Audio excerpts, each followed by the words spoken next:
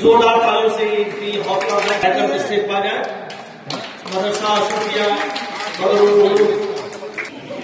हाज़रीन, सभी उस्ताद और बच्चे बच्चियों, मैं आपका इस्तेमाल करता हूं जलसे में। जो सरकारी कार्यालय है वहां भी उर्दू को जिस हिसाब से इम्पोर्टेंस मिलनी चाहिए वो नहीं मिल पा रही है। इसकी एक वजह हमारी अज्ञानता भी है। बहुत सी ऐसी चीजें हैं जिसकी जानकारी हम लोगों को नहीं है।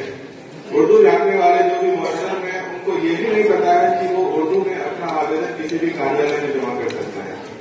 अपनी किसी भी शिकायत को वो उर्दू में दर्ज करा सकते हैं किसी भी कार्यालय में। आज लगभग 10% से ज्यादा टीचर उर्दू के बाबा जिला में काम कर रहे हैं। हाई स्कूल में लगभग कहीं भी उर्दू के पोस्ट खाली नहीं।